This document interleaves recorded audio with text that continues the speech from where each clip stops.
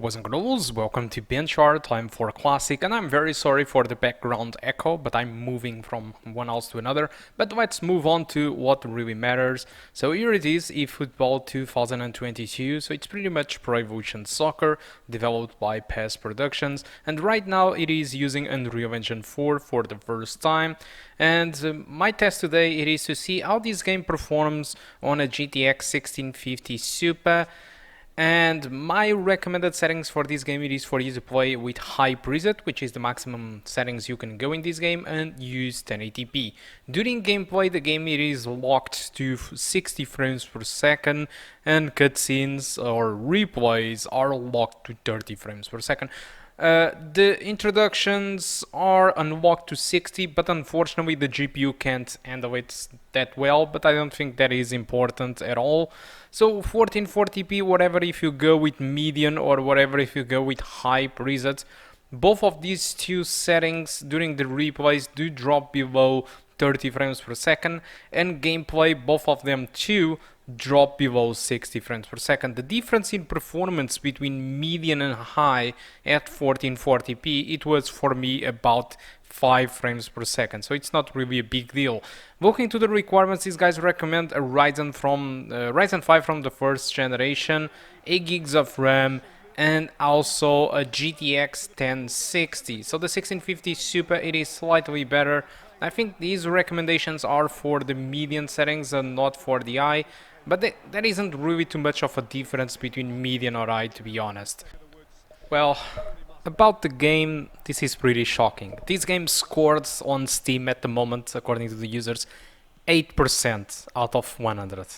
So pretty much almost all the users are completely unsatisfied with this game, because Konami decided to change the approach of the gameplay. Also, they decided to change the engine. So like I said, this is now an Unreal Engine 4 engine game. Previously it was using the Fox engine from Kojima, and despite it was demanding graphically, I thought it was more interesting than what is being presented in here in Unreal Engine 4.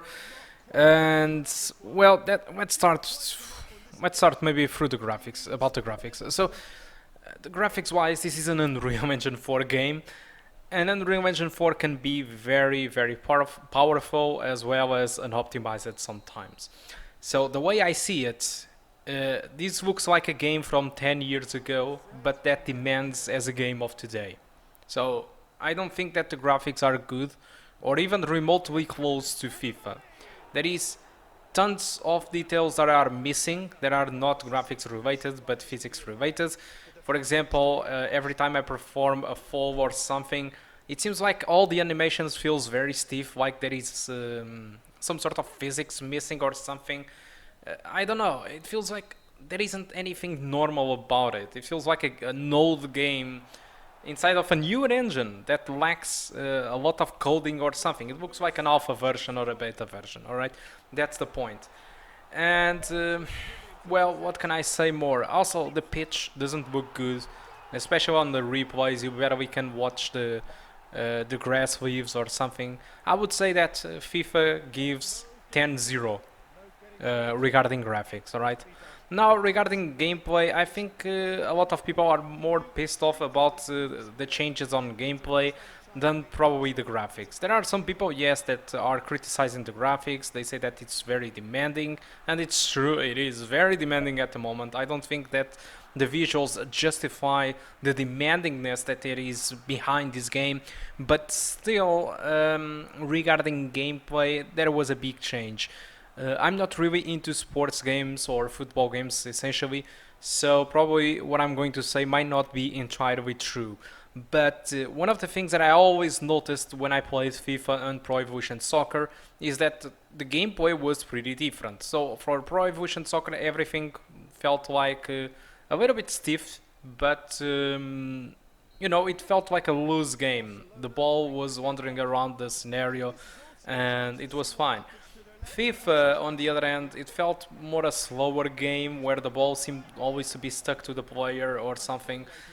So it was a different game. And the way I see it, it feels like Pro Evolution Soccer, it is now going after the FIFA gameplay. They are trying to replicate a little bit the slowness and a little bit the fact that the ball feels attached to the player of the FIFA than what previously was known on the Pro Evolution Soccer. And this is shocking a lot of Pro Evolution Soccer fans, alright?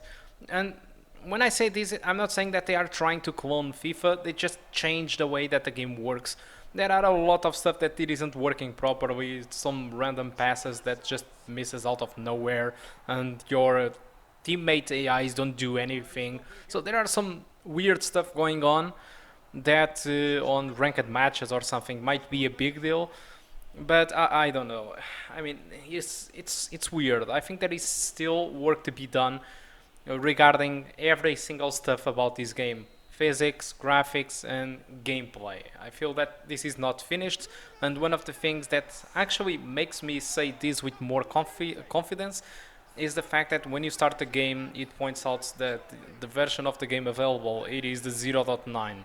So this might be a good excuse for the fact that the game it isn't polished as it should, because it feels like a beta, and probably it is kind of an available beta that they say that it is a final version. I don't know. I don't know what the hell is going on. And the only excuse that I have for this game is that this is a free game. So you can go to Steam and download it for free. You don't need to pay anything to play Pro Evolution Soccer right now. Now, there is a catch though. Unfortunately, this is like a demo. So there is like a bunch of teams available, like Barcelona, Manchester United, and a couple of more teams available. So it's like you have downloaded the demo, and you don't have anything more than that. Now, over time, this will change with new updates, new teams and modes will be added to the game. So this game will behave more of like a game as a service, just like Destiny 2, for example. They will be adding stuff to the game, just like it happens in the majority of the games. But I think this is quite confusing, because at the moment the game it is called eFootball 2022, which doesn't make any sense, because if this is going to be a game as a service, why not just call it eFootball and that's it? Because games as a service usually exists throughout tons of years, like 2, 5, 10 years, I don't know, but well, the way that the reception have been by the players about this game, well, probably it's not going to last too long. Now, the only good thing about this game is the fact that it is free to play. Upcoming updates, probably it won't be paid, I'm not really sure about it, but let's hope not. And it's available on the majority of the platforms, so PS4, PS5, Xbox One, Xbox Series, PC, and also, curiously enough, iOS and also Android. Not Stadia though, curiously, but you see, there is a ton of platforms where the game will be available. And the other good thing about it is that it's cross-saving.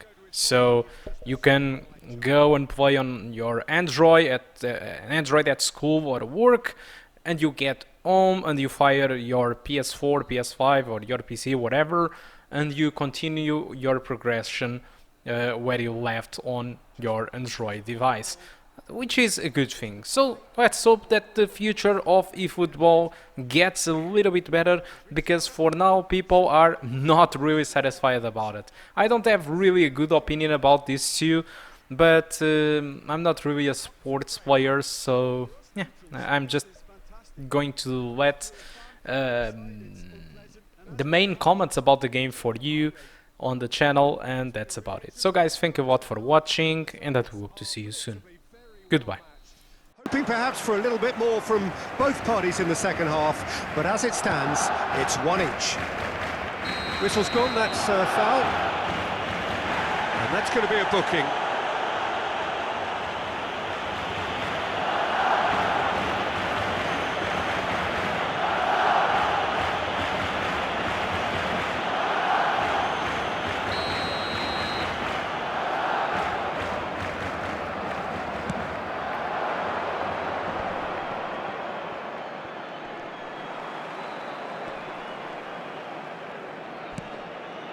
Greenwood. Oh, he shuffles his way through. Barcelona clearly are trying to establish themselves as a team that likes to retain the ball, Peter. And it's a good watch, Jim, isn't it? Well, it is, and it's always a pleasure for me to see a team move the ball in silky fashion like this. But you know what's coming next, Peter. It has to be with a mean cutting edge.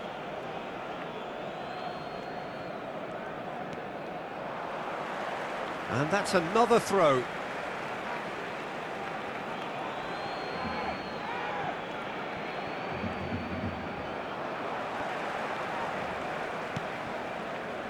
De Jong. La asistencia a este partido Looks to play him in, but a minor communications breakdown.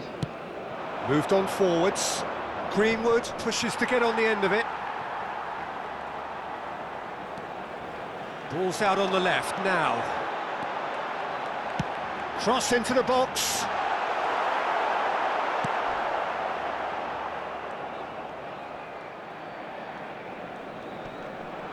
Just brushed off the ball there. He's had a hit! Goal! Barcelona! And again they hit the front. And it has to be said, an absolute gift.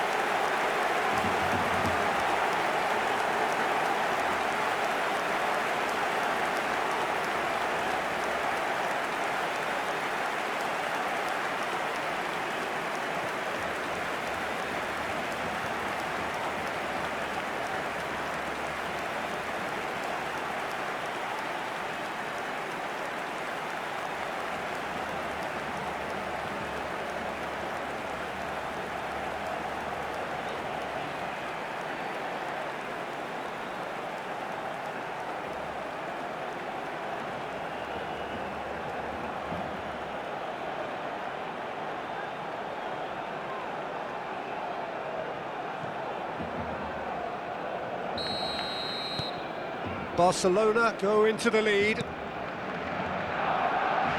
Fred. And it's Cristiano Ronaldo.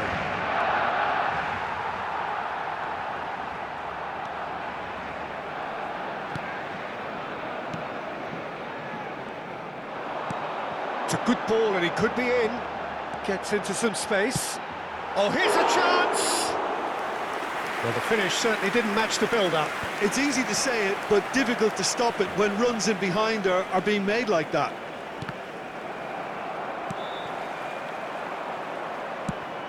Now it's Memphis Depay. And it's been taken straight back.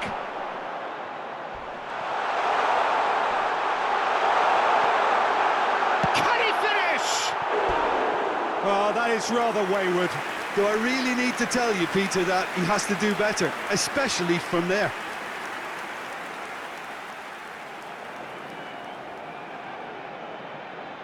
Cambio de jugadores. Manchester United are making a change now. It's going to be a double change then.